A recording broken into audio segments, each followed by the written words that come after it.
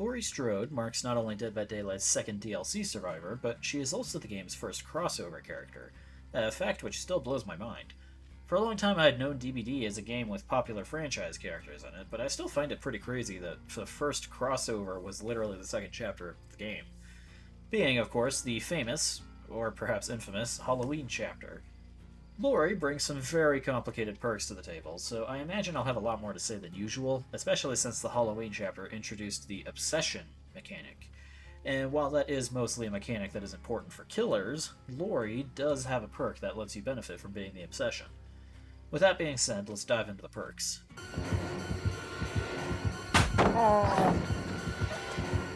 Starting off, Laurie brings with her one of the most overpowered perks in the game. One that broke the game completely. Is what I would be saying if this video was coming out 5 years ago. Nowadays, Decisive Strike is just okay. It serves its purpose well enough, but it is nowhere near as busted as it once was. So what does it actually do?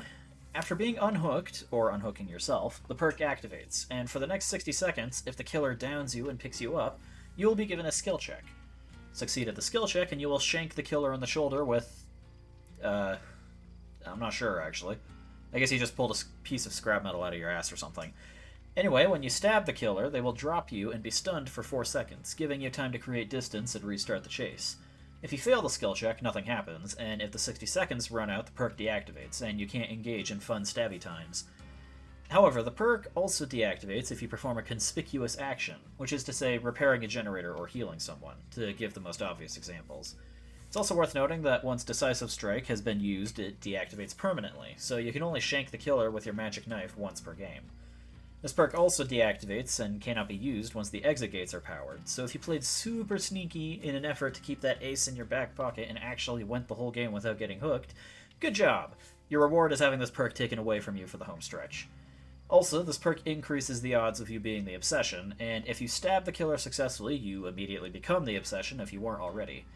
The obsession part isn't a huge deal on its own, but it could end up being a bit of a problem if the killer is using obsession-related perks.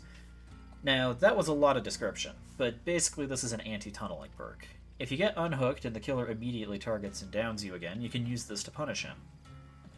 Outside of this, the perk's many conditions and qualifiers prevent you from doing much else with it, and it especially hurts if the perk deactivates during the endgame, which is arguably when the perk would be at its most valuable. To be fair, the reason the perk is like this is because when it was originally introduced, it was extremely overpowered because all of these qualifiers didn't exist, and they needed to be added so that people would actually vary their loadouts. But it's a shame that this perk is almost useless outside of one specific situation that, in my experience at least, isn't super common, especially nowadays with all of the changes that have been made to counter tunneling as a strategy, making this perk less necessary than ever. Basically, the only advice I could really give is, if you have the misfortune of being tunneled often, this perk will probably help, but not that much.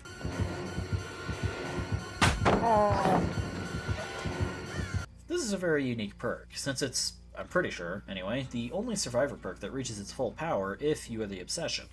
Unless I forgot something.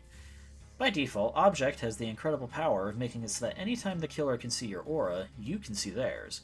You also gain a 6% speed boost to repairing, healing, and cleansing as long as the killer can see your aura.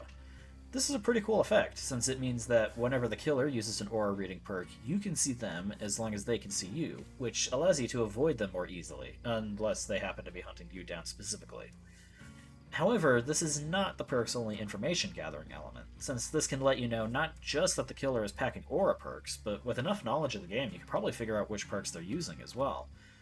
And that speed boost is nice too, but it's kinda tangential and isn't really the main point of the perk. Unfortunately, if you've been paying attention, then you may have noticed a massive flaw with these bonuses. That being, if the killer isn't using any aura perks, then this does nothing. And that's where the second part comes in. If Object is equipped, just like Decisive Strike, your odds of being the obsession are increased. And that is important, because if you are the obsession, then every 30 seconds your aura is revealed to the killer for 3 seconds. Now, this may sound bad, but remember, you benefit from the killer being able to see you, so as long as you're careful, you can definitely make this work to your advantage. Probably the most important things to keep in mind when using this perk is, firstly, that you can hide in a locker to erase your aura at any time. So if you want to maintain a degree of stealth, then you do have that option, but you also don't get to see where the killer is either. And secondly, modern Dead by Daylight has several killer perks that actually involve changing the current obsession, which can be a big problem since this perk heavily relies on you being the obsession. This is a very interesting perk, but you're essentially rolling the dice in a bunch of different ways every time you start the game. So, if you're not a gambler, just keep that in mind.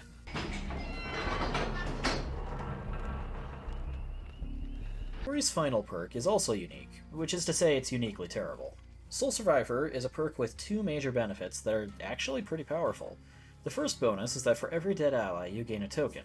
Your first token creates a 24-meter radius around you, within which the killer cannot read your aura.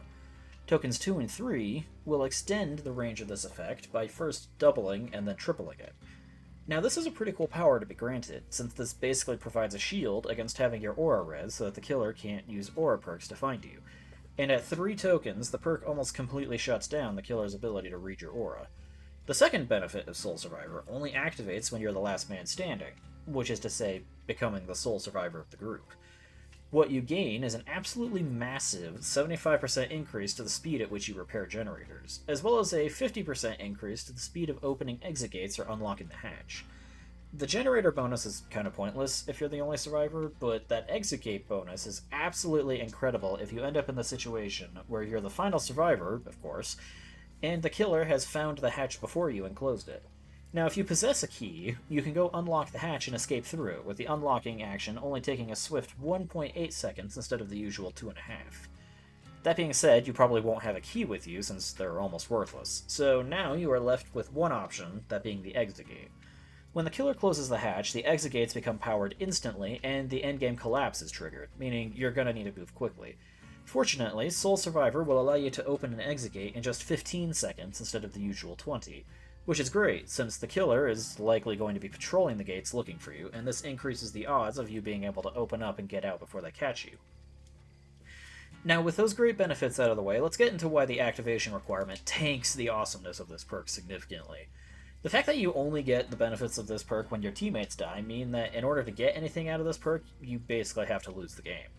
This really blows, since DBD is very much a game of teamwork when you're not the killer, and this perk is basically something you would only use if you were confident your teammates were going to die and just wanted to increase your own odds of survival a bit. To be fair, I'm being a little dramatic, but still, this perk isn't very good.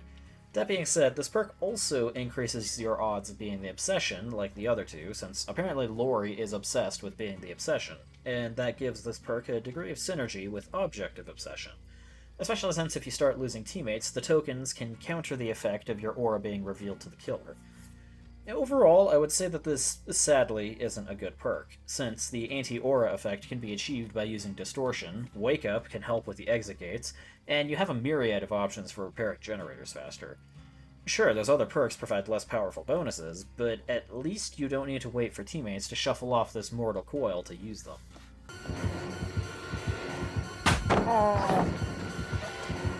And that's all of Laurie's perks. A rather complicated bunch, what with all their effects and conditions, but they're certainly a lot more interesting to talk about than some previous offerings. Personally, I would say that they all kinda suck.